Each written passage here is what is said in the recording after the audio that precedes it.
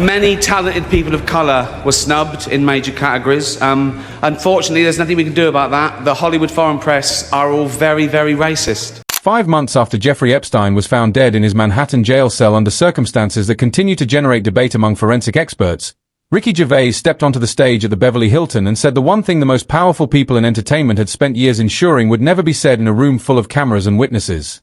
He opened the 2020 Golden Globes by announcing that this would be his final time hosting the ceremony. He had done the job 5 times already, and he arrived that night with nothing left to protect and no interest in preserving the usual pleasantries. The audience of industry insiders would not be his concern. The 200 million people watching from their homes were the ones he intended to address. What he delivered over the next 10 minutes was not a conventional awards show monologue. It was a deliberate accounting of hypocrisies that the room had grown accustomed to ignoring. He began lightly enough, joking about arriving in a limo whose license plate had been made by Felicity Huffman while she served time for her role in the college admissions scandal. He noted the absence of diversity among the nominees and stated that the Hollywood Foreign Press Association, the body that selected the winners, was very, very racist. He observed that the powerful executives seated before him shared one common trait. They were all terrified of Ronan Farrow, the reporter whose investigations had already toppled Harvey Weinstein and threatened to expose others. Each observation tightened the atmosphere. Then Gervais turned to the films released that year and remarked that it had been a strong year for movies about pedophiles. Surviving R. Kelly, Leaving Neverland, The Two Popes. The room reacted with uneasy laughter that quickly faded. He moved without transition into a reference to his own Netflix series Afterlife, a show about a man who considers ending his life after his wife dies of cancer. Spoiler alert for the 2nd season, he told them, the character does not go through with it. Just like Jeffrey Epstein. The audience groaned audibly. Gervais did not pause. Shut up, he said. I know he is your friend, but I do not care. You had to make your own way here on your own plane, did you not? The cameras found Tom Hanks in the crowd. His face had gone slack with something beyond discomfort. Other guests looked at the floor or into their programs. The silence that followed was not the comfortable beat between jokes. It was a silence of people who recognized that a line had been crossed in public and that they could not pretend it had not happened.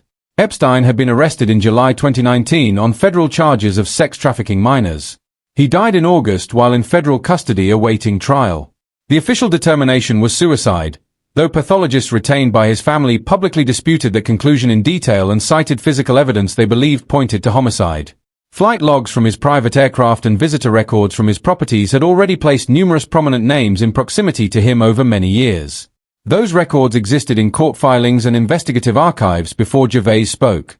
What he did that night was refuse to treat their existence as something that required polite silence in a room where many of the people present had benefited from that silence for a very long time. The moment was captured and replayed across media because it revealed the precise boundary the industry had maintained around certain names and certain histories. In the interviews that followed, Gervais made clear that he had entered the evening with the explicit understanding that he would not be invited back. He had effectively instructed the producers not to offer him the role again, knowing that the only way to say what he intended to say was to remove any possibility of future favor. He described the awards show host position as one that traditionally required performing for the approval of the powerful people in the room. He had chosen instead to speak to the audience at home, the people without private planes or industry immunity. He would later reflect that a comedian in that setting functions as a necessary disruptor, articulating what others in the room already know but cannot afford to voice. In subsequent years he continued releasing stand-up specials and series that returned to similar themes of institutional hypocrisy and the cost of public honesty. He lost the Golden Globes hosting slot permanently after that night. He did not lose his Netflix series, his stand-up tours, his book deals, or the creative independence he had spent years building. The price was measurable and finite because he had already placed himself outside the system he was criticizing. 5 years later, the Department of Justice released extensive investigative files related to Epstein under new transparency requirements.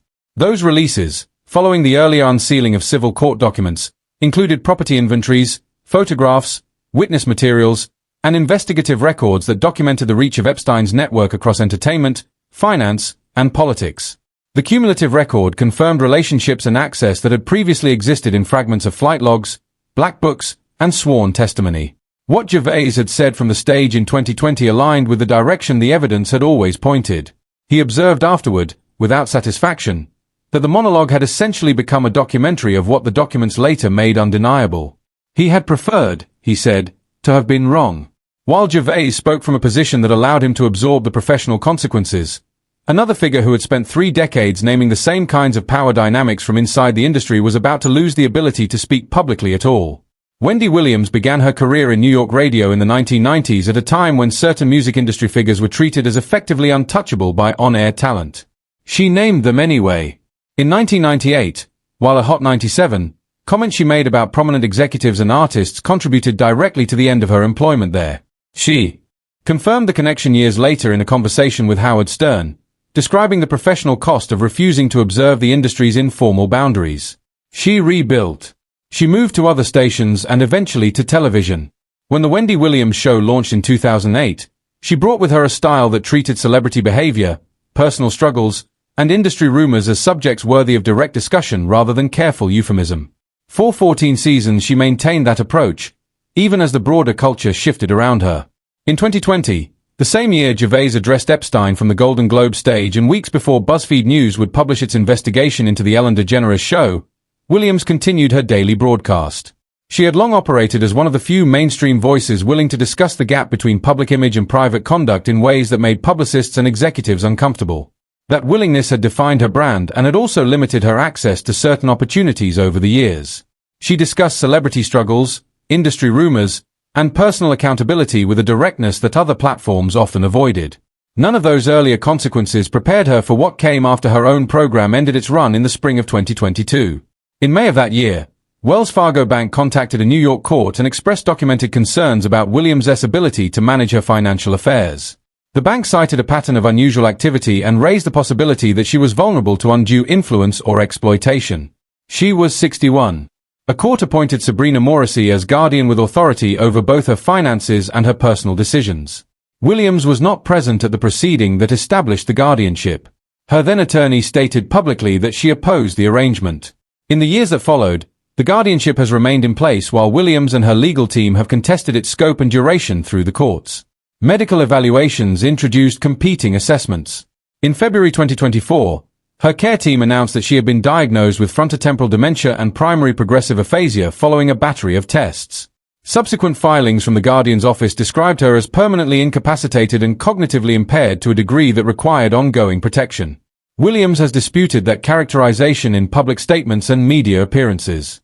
In January 2025, she called into the Breakfast Club and stated that she did not consider herself cognitively impaired, that she felt she was living in a form of captivity within the assisted living facility where she could not leave without authorization, and that she had completed independent competency evaluations that she passed without difficulty. Her attorney Joe Tacopina has argued that the frontotemporal dementia diagnosis does not withstand further medical scrutiny and that earlier cognitive difficulties may have been connected to alcohol use from which she has maintained sobriety for an extended period. Additional court-ordered medical reviews have produced